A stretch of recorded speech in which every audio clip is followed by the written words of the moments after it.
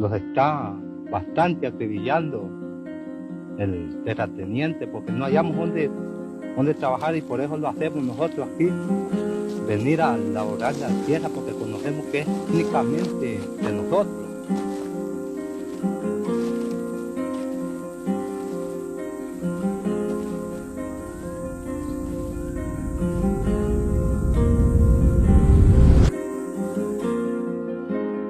Contarles nuestra historia es difícil, pero necesaria.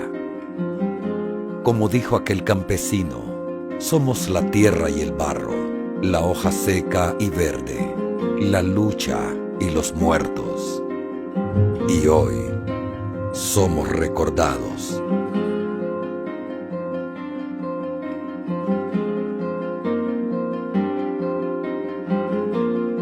Los años 70 fueron para nosotros los campesinos de Olancho los más duros. Gobiernos militares autoritarios, reforma agraria sin respuesta, pobreza, hambre, nada de salud y poco trabajo. El haber vivido todas estas injusticias es lo que nos hizo que decidiéramos como campesinado hondureño prepararnos y organizarnos para exigir nuestros derechos.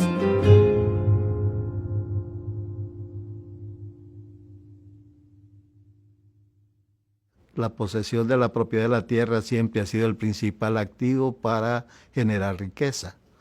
Entonces ellos consideraban que si les quitaban las tierras se volverían pobres. Esa fue la mentalidad de la oligarquía terrateniente, militar y conservadora. Cuando empezamos a luchar por la tierra y pedir una reforma agraria justa, lo que recibimos fue más bien que nos persiguieran y encarcelaran. Fueron campañas tras campañas de odio para intimidarnos, y la Iglesia Católica que nos acompañaba en la lucha sufrió igual. Pero no nos dejamos, seguimos batallando y logramos darle vida a nuestra organización, la Unión Nacional de Campesinos.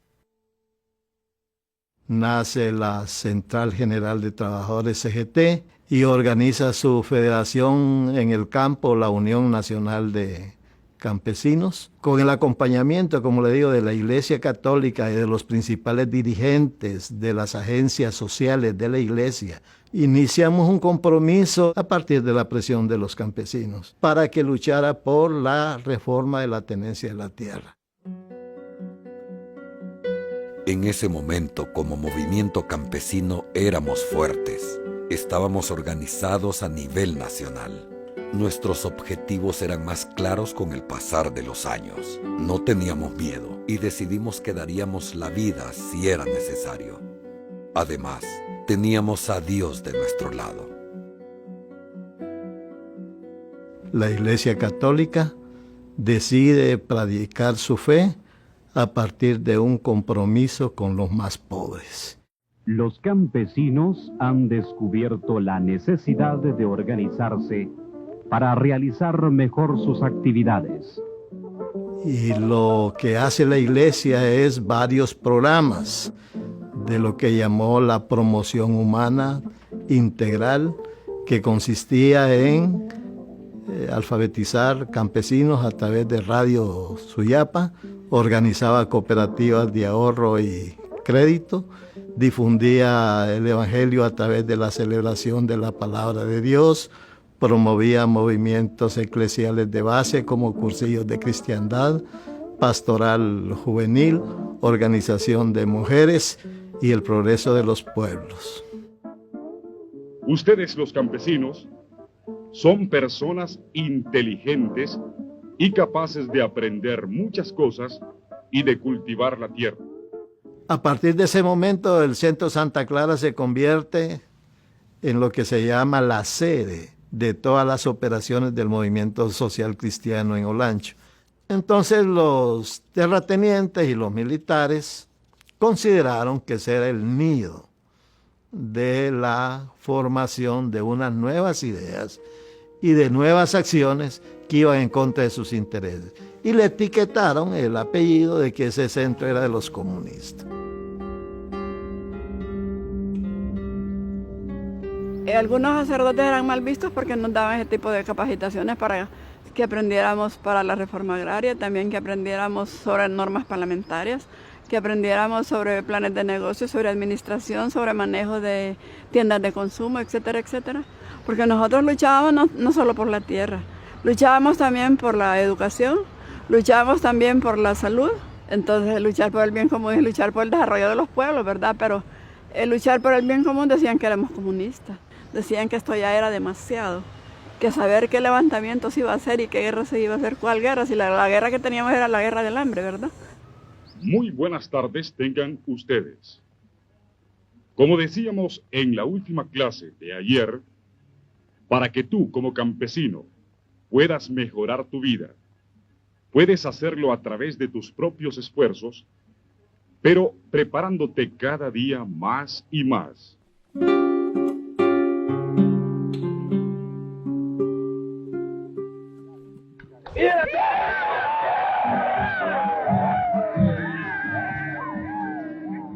El 18 de febrero del 72, en Olancho se organizan las primeras 4 recuperaciones de tierra en las comunidades de Potrerillos, Talanquera, La Empalizada y La Concepción.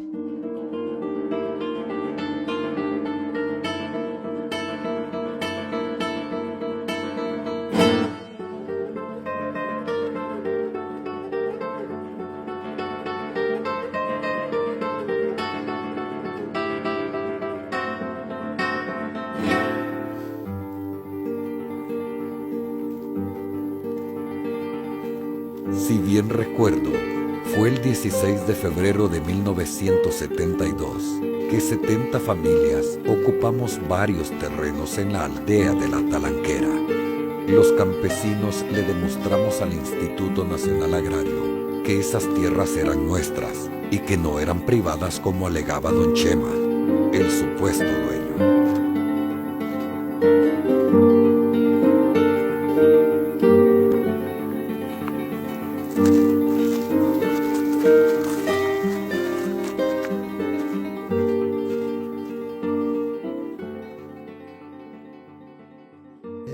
El 18 de febrero del 72, como a las 2 de la tarde, sin orden de desalojo, se presentó el Cuerpo Especial de Seguridad, en ese tiempo la Inteligencia del Estado, a cargo de un mayor Lempira Zúñiga, que con 200 miembros irrumpieron en las tierras donde estaban los campesinos, dispararon sus ametralladoras y resultaron asesinados 6 de los ocupantes de esos terrenos, que es lo que se conoce como la masacre de Talanquera en 1972.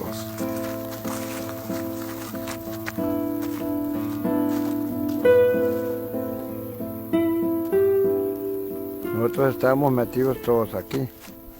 Habíamos 22, pues todos, del grupo, pero habíamos más de 150, por todos.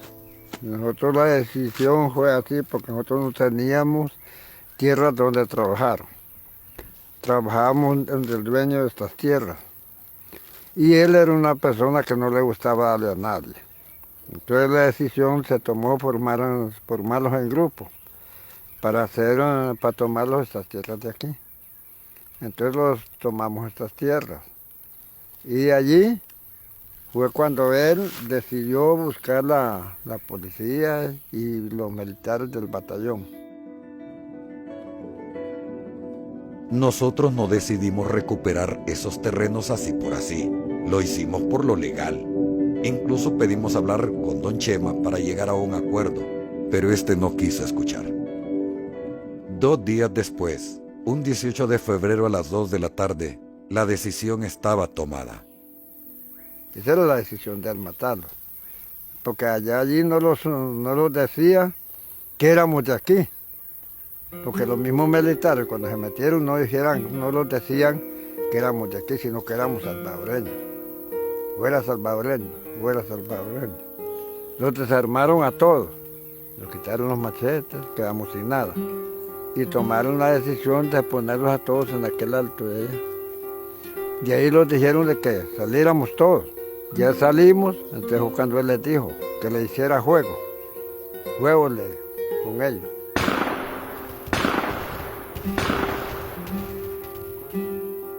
Pero yo salí aquí por Santa Cruz y ahí había un cabolotón grande y ya cuando dije a pasarme el alambre, yo ya me sentí pegado.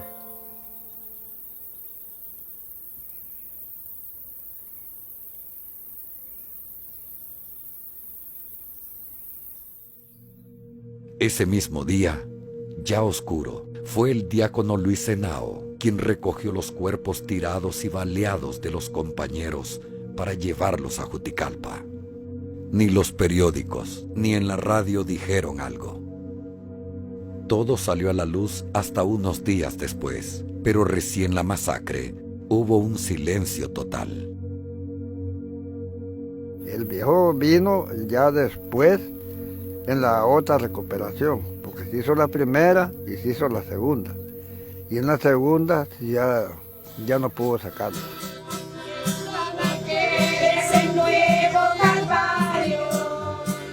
Como campesinos, nos sentíamos heridos. Nunca pensamos que esto terminaría así. Para aliviar el dolor y recordar a nuestros compañeros, hay una cruz de hierro por cada campesino caído por la bala asesina de los militares.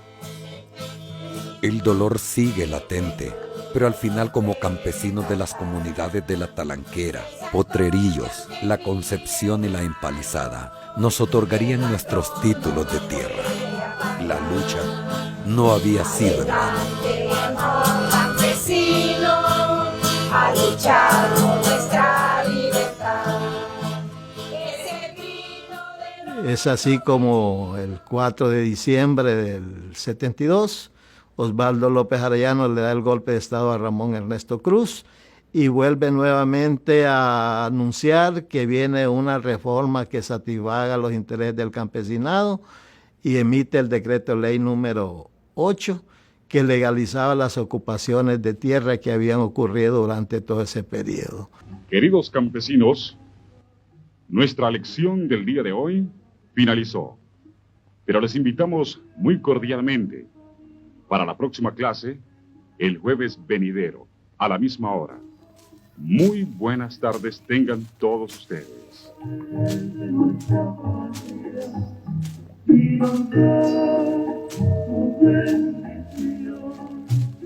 En nombre de los obreros, también de labradores, dedico mi canción.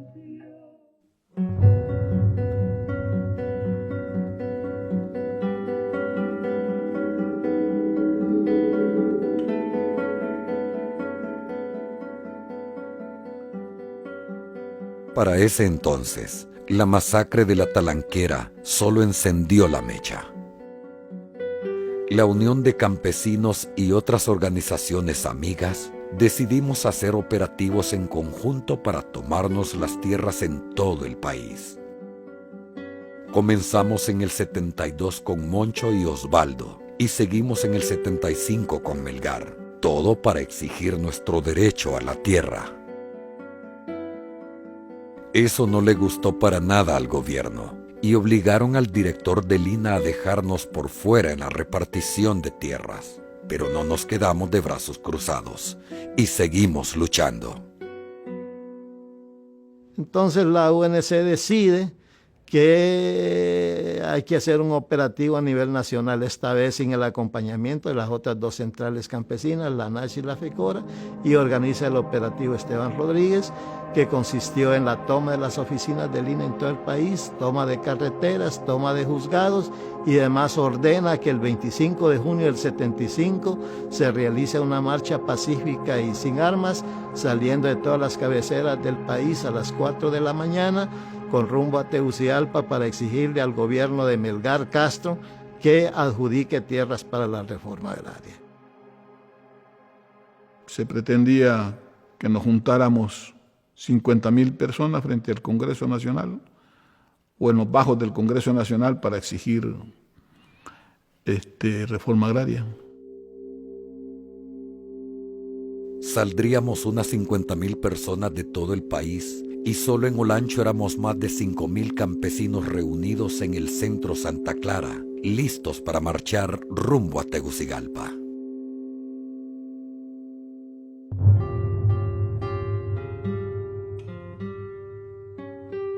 Parte de los preparativos era de que nos deberíamos de concentrar en el centro Santa Clara. Llegamos todos los compañeros, poco a poco llegaron al centro Santa Clara. Se hizo la misa en un ambiente altamente tenso porque la noche, las horas antes de la misa, hubieron comandos, carros militares de los camiones con soldados. En ellos circularon el centro.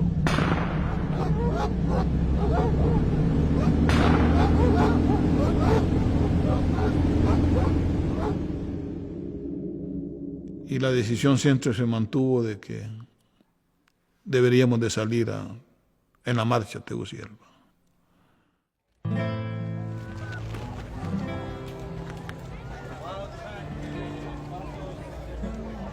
¡El pueblo unido! ¡Jamás será vencido! ¡La lucha por la tierra! ¡Es la lucha por la patria! ¡Sin reforma agraria! ¡No habrá paz! ¡Tierra y producción! ¡Para el desarrollo nacional! ¡Reforma agraria ya! ¡Reforma agraria ya! ¡Reforma agraria ya! ¡Reforma agraria ya! Hicimos el recorrido a pie desde Juticalpa hasta llegar al puente de Agua Zarca, donde un convoy de más de 200 militares nos retuvieron, habiéndonos percatado que la carretera había sido zanjeada.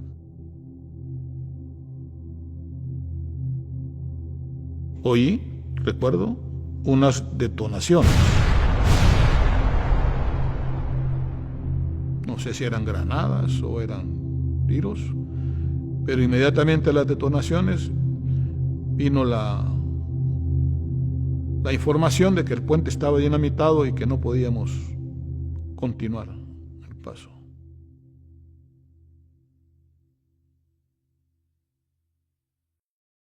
Nos paramos en ese momento, la marcha se paró y en el mismo momento hubo un desplazamiento de militares que estaban apostados en las colinas que están a mano de derecha e izquierda del puente.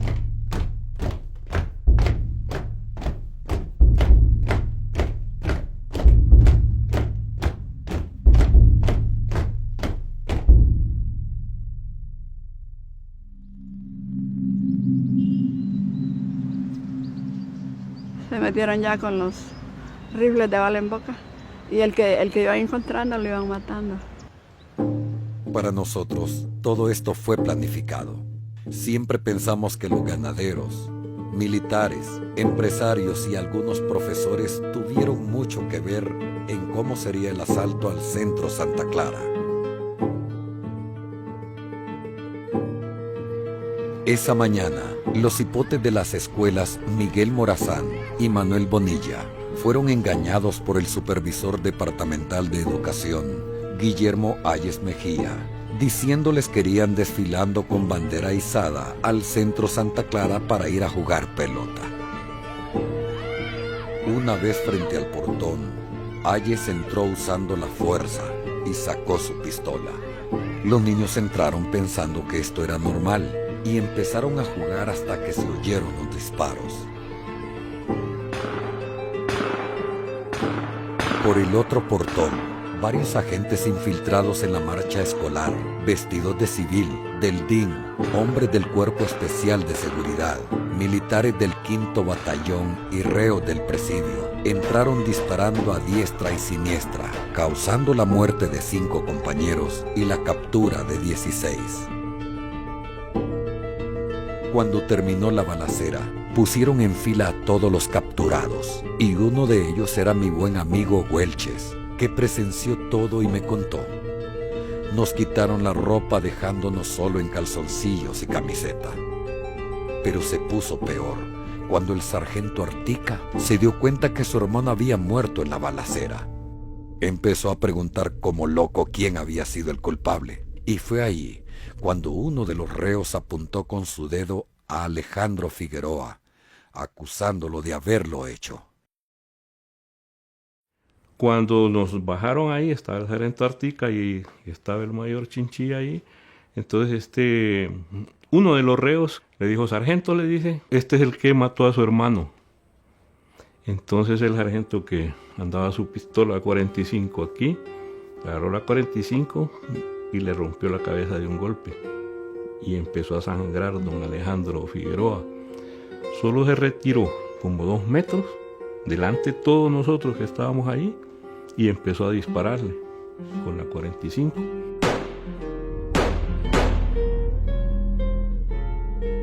Lo ejecutaron enfrente a todos nosotros ahí, ¿no? Y los otros los llevaron, los tiraron como animal en el carro que tenían afuera para ponerle un tapacarga encima y llevarlos directamente al presidio.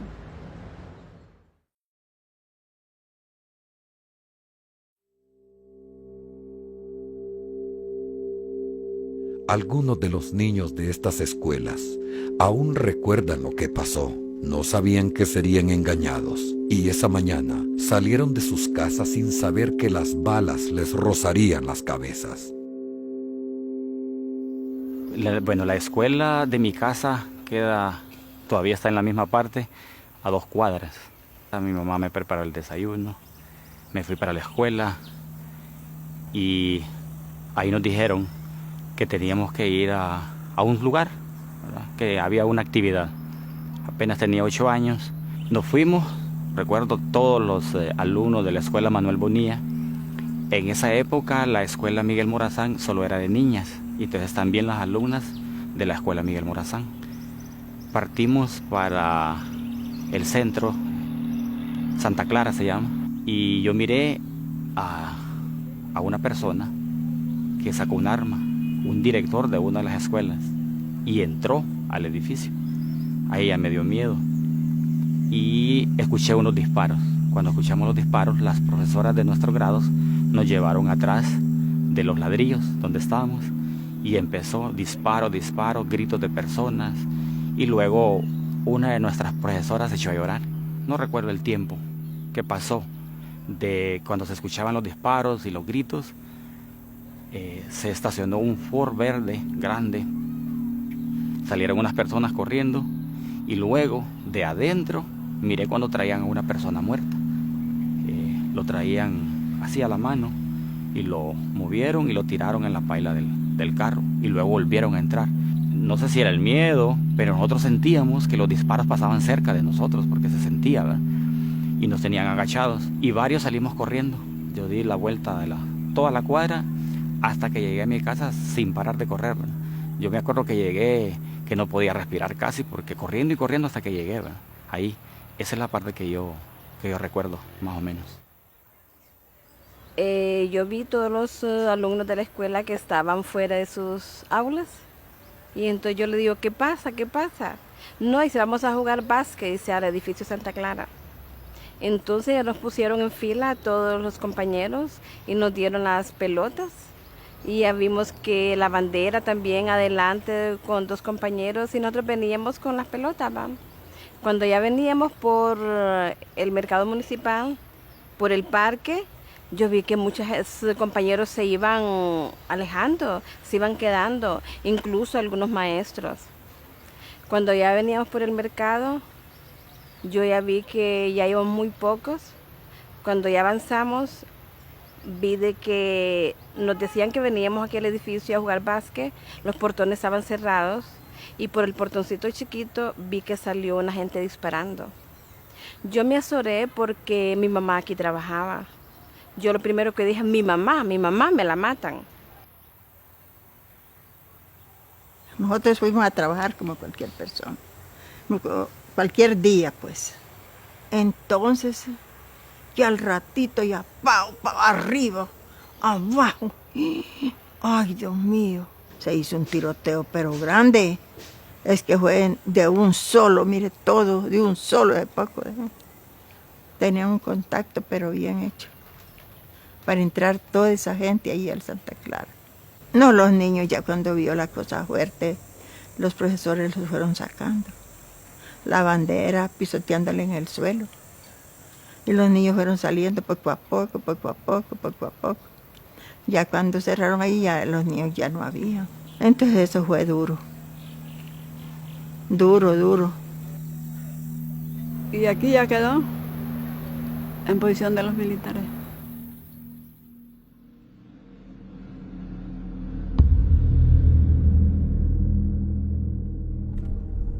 Nuestro querido padre, Iván Betancourt, ligado profundamente con nuestra lucha, junto con su cuñada María Elena Vargas y la estudiante universitaria Ruth Mallorquín, salieron de Tegucigalpa con rumbo a Juticalpa.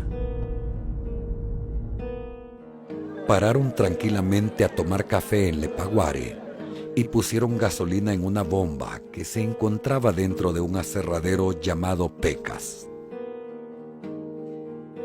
En esos pocos minutos fueron identificados por Carlos Barr, el administrador de ese lugar en aquel tiempo, quien le soplaría al subteniente Plata de la ubicación del padre.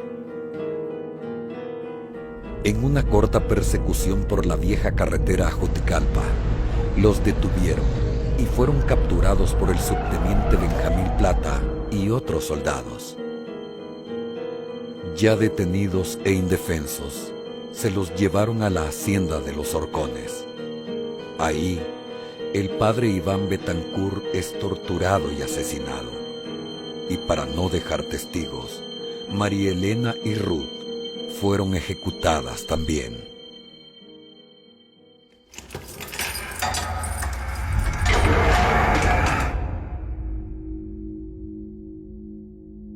A eso de las 9 de la noche, el sargento Artica le ordenó a su segundo, cabo Efraín Montes, que más tarde llegarían a recoger 6 de los detenidos. En la lista estaba el padre Casimiro, Juan Benito Montoya, Roque Andrade, Óscar Ortiz, Lincoln Coleman y Bernardo Rivera, todos líderes campesinos. Bueno, nos llevaron al presidio a las 15 personas, 16 éramos, y nos metieron a una celda que se llama La Tigra, donde era de tierra y ahí no cabía la gente, ¿verdad? Entonces, el padre Casimiro, yo recuerdo que él era la única persona que estaba bien tranquila, incluso cantando coritos ahí, ¿verdad? Para animarlos. Y miraba como una cosa del destino estar allí, decía que había que estar tranquilo. La primera persona que llamaron fue a Lincoln Coleman.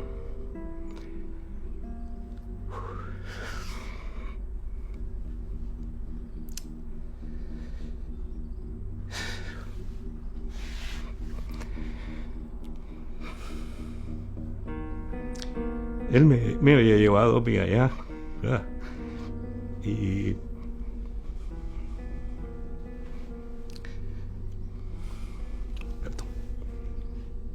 Y cuando lo llamaron, me fue a dar un abrazo. Y ahí salió.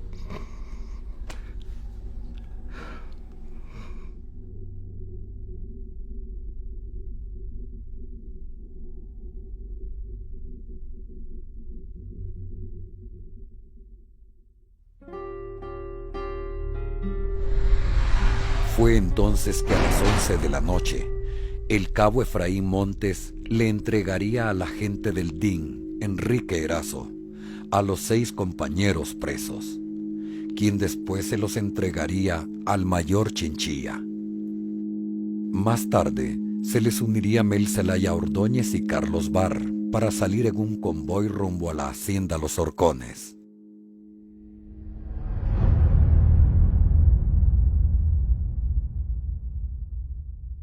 Nos causó extrañeza ver un convoy de más de 7 vehículos que venía de Juticalpa hacia Lepaguare.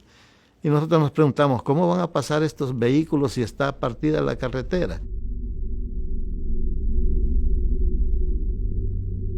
A las 10 de la noche de ese día, los militares nos dijeron que regresáramos de nuevo a Juticalpa. Su servidor aconsejó a los dirigentes de la UNC que no lo hiciéramos porque estábamos en estado de sitio. Estoy seguro que horas después de que celebró la palabra de Dios Pedro, y estando de uno y otro lado nosotros, en carros toldeados, un carro rojo me recuerdo, y otros militares, iban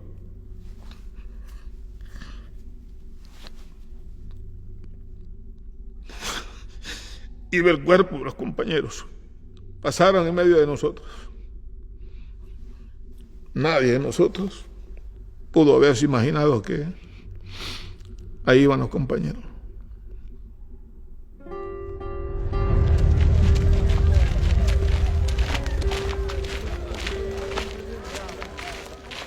Una campesina nos salió al patio de su casa con una chimenea de ocote en la mano y nos gritó lo que había ocurrido en Santa Clara, el asalto, la detención de los dirigentes, la persecución de los sacerdotes, la toma de la nunciatura de la casa del obispo y de las demás sedes de los sacerdotes en el departamento de Olancho, y anunciándonos que los militares habían ordenado la persecución de todos los líderes y dirigentes campesinos que estábamos acantonados en el puente de Aguasarca.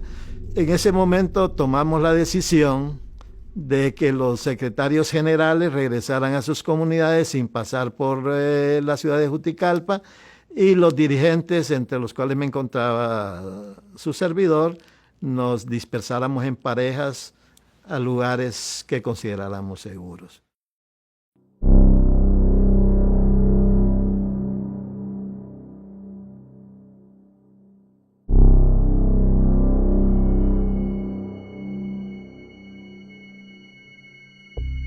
Es en esta hacienda que 9 de los compañeros y compañeras fueron interrogados, torturados y ejecutados sin piedad ni remordimiento, para luego tirar sus cuerpos en el pozo Malacate.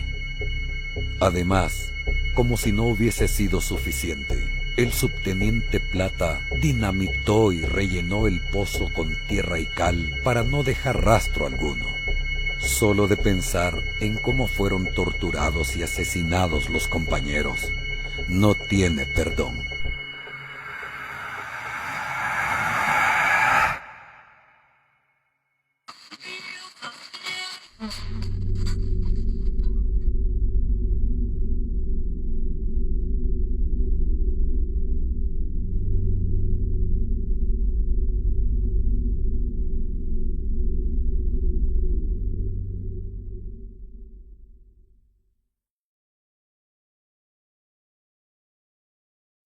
En realidad casi no se podía ni hacer información por los medios.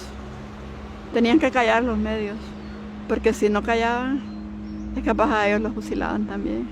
Sí escuchábamos por radio de que como la desinformación es bien importante en el país, ¿verdad?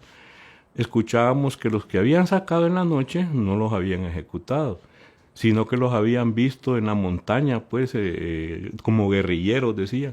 Y nosotros sabíamos que no era así, ¿verdad? Los militares, junto con la prensa y la radio, lograron desinformar a toda Juticalpa. Se inventaban historias de guerrillas y comunistas. Nadie tenía claro lo que ocurría. El miedo se apoderó de todos. Había corrido la versión de que esas gentes que se dispersaron, que éramos muy 50, nos habíamos alzado en armas en las montañas de Olancho y por eso perseguían a varios. Incluso habían llamadas, claro, pagadas, para que decían, aquí vimos a Lincoln Coleman en tal montaña, en tal lugar. Y no era así. Posterior a los 15 días, que cuento yo, 8 días que estuve protegido en Aldea por Carlos, y los otros 8 días que estuve en Juticalpa también protegido. Hasta ahí no supimos nada, la información era como circulación muy restringida, eran muchos rumores. Los rumores iban y venían, y el temor crecía y era real. La persecución que se desató de los líderes campesinos y de líderes de la Iglesia Católica fue implacable. Hubo arrestos, interrogatorios, vigilancias y persecuciones. El centro Santa Clara ya no era la base de los campesinos, sino la base de los militares. En ese tiempo no nos quedamos aquí, pero sí teníamos muchos nerviosismos de que nosotros también nos fueran a matar.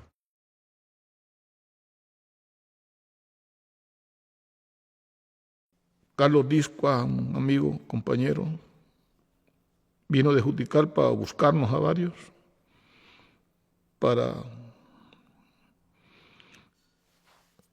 cuidar de que no fuéramos a entrar a Juticalpa, porque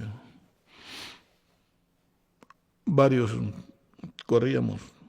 todos corríamos peligro, pero parecía que algunos eran más eminente peligro que otros. Para esconderme bien, me llevó a una casa, pero dentro de la casa me escondió en un horno de hacer pan. Estuve en ese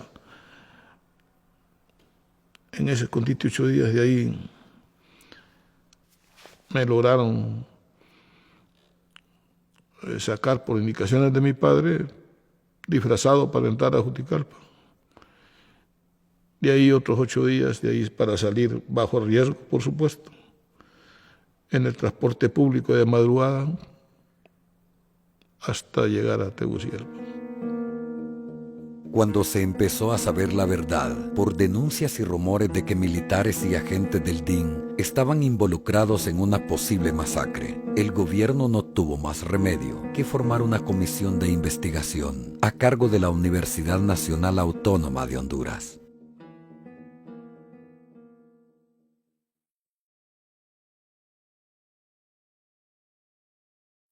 No me acuerdo si 2 semanas o 3 semanas después se formó esa comisión investigadora, porque ya hubo manifestaciones de la universidad y los movimientos que hay ahí, ¿verdad?, en apoyo de estos campesinos.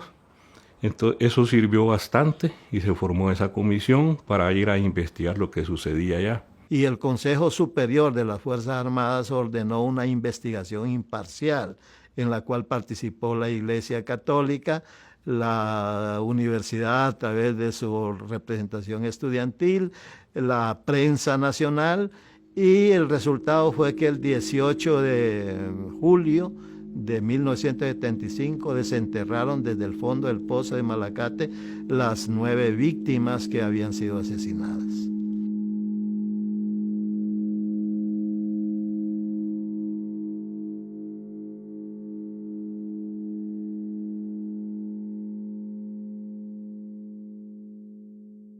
Cada uno de nosotros fue entrevistado por esa comisión a contar lo que había sucedido, y le contamos exactamente lo que era.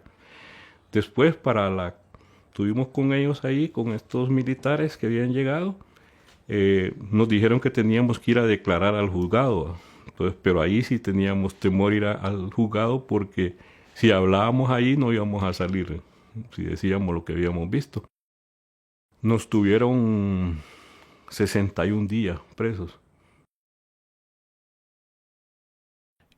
Y cuando llegó la información, que entiendo, me recuerdo, fue ya más producto de la comisión investigadora que se organizó y demás, y empezaron a sacar a flote la información, y cuando particularmente salió la información de que habían sido tirados a un pozo de Malacate, yo no sé, yo creo que yo tenía mi mente como en blanco cuando salió la información, porque la asociación que hice yo solo fue de aquella noche.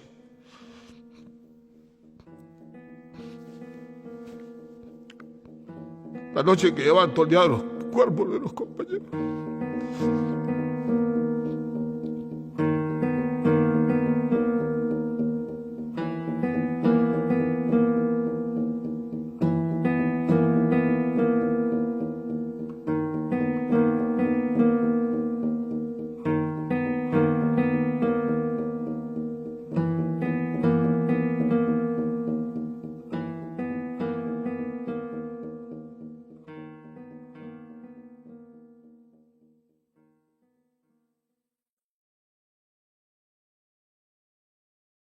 La UNC tenía su propio banco en Santa Clara, que se llamaba Fundesa. El jefe que manejaba la plata era Lincoln Coleman, y lo agarraron también. Entonces el gerente tenía abierto para cambiar los cheques, que era un truco ya premeditado, porque estaba ese banco abierto a las 12 de la noche, solo para cambiar cheques. Una secretaria y el gerente. Se robaron carros que dejaron los compañeros metidos ahí, tractores que estaban ahí, los deshicieron y se llevaron los tucos. Como eso quedó confiscado por los militares, hasta que no quedó ni un tan solo 5.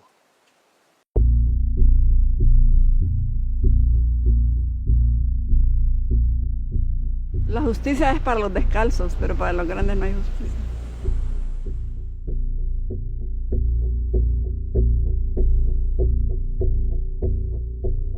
Fue en los primeros meses del año 79, ya con todas las pruebas en mano de los tribunales de justicia, que se denunció, se enjuició y encontraron culpables de la masacre al mayor Chinchilla y al subteniente Plata como jefes del batallón militar, a Manuel Zelaya Ordóñez como dueño de la hacienda Los Horcones, Carlos Barr, administrador del aserradero Pecas, y al señor David Tablada como jefe del presidio de Juticalpa. Los condenaron a 20 años de prisión por homicidio, una condena que no nos pareció, ya que los compañeros fueron asesinados. La masacre fue planeada y ejecutada con odio.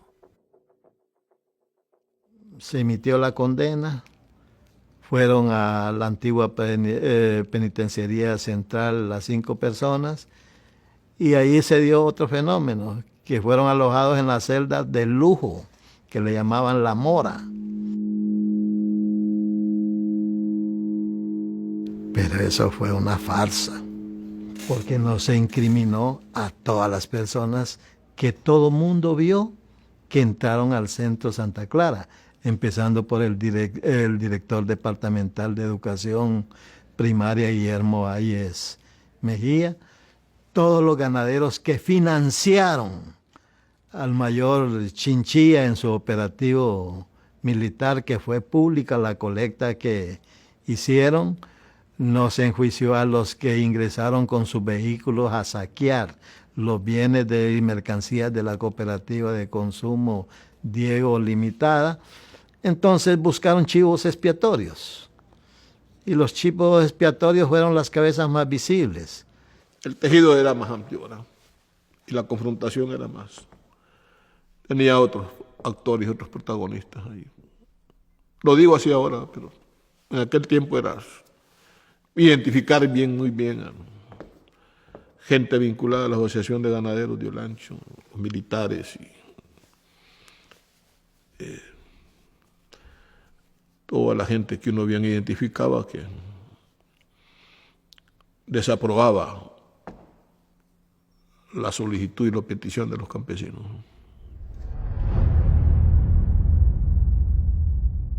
Como siempre, el derecho tiene sus lagunas y los jueces que la aplican no digamos. Y como era de la misma oligarquía terrateniente, los jueces dijeron que no era asesinato, no tipificaron el delito de asesinato, sino que de homicidio.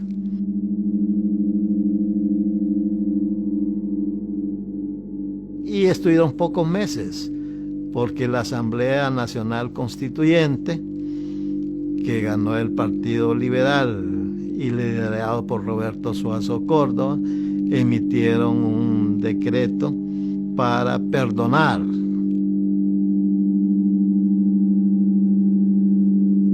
Los militares y terratenientes quedaron libres después del indulto. Los verdaderos autores intelectuales nunca se les inició proceso, y todo quedó en la impunidad hasta el día de hoy.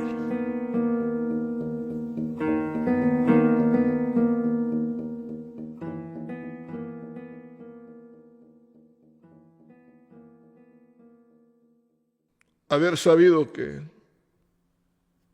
hubo un indulto para los que se señalaban responsables. como que mi mente otra vez en blanco, ¿verdad? Porque la atrocidad con que los compañeros se les quitó la vida.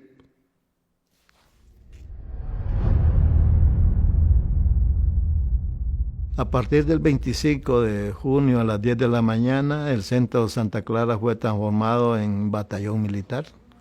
Fue ocupado militarmente hasta enero del 76, que una comisión de la cual fui parte y previas negociaciones sobre otros temas que hizo la Iglesia Católica, como la renuncia del obispo Nicolás y la salida de todos los sacerdotes de Olancho, entonces el Santa Clara fue devuelto, el edificio, solo en sus 4 paredes, no así todos los bienes y los recursos que se encontraban al momento de su asalto.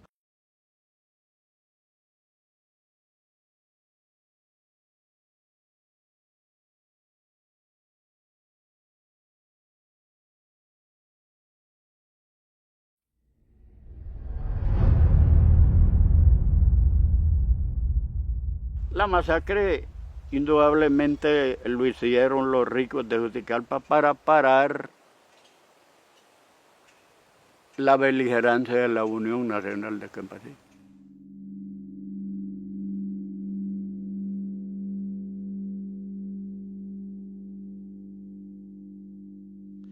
Los hechos de Santa Clara y los Horcones son el principio y fin de 13 años de lucha del movimiento campesino hondureño por la reforma agraria y el acompañamiento de la Iglesia Católica hondureña a partir del Concilio Vaticano II y la Conferencia de Medellín, Colombia, y fundamentalmente la Carta Pastoral de los Obispos de Honduras, emitida el 11 de enero de 1970.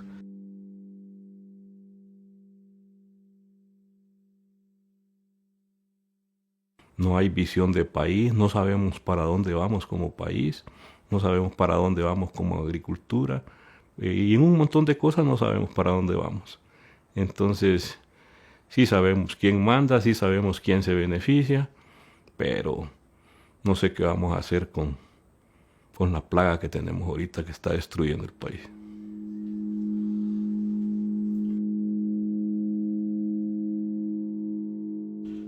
La lucha de esa época es la lucha de hoy día. El problema de la pobreza rural en el campo ha sido el principal causa estructural de la situación que vivía en 1970 y continúa hoy en Honduras. La injusticia social en el campo, en el cual la tenencia de la tierra está concentrada en pocas manos y la gran mayoría carece de ella y por eso emigra hacia los campos, de los campos hacia la ciudad y ahora hacia el hemisferio norte.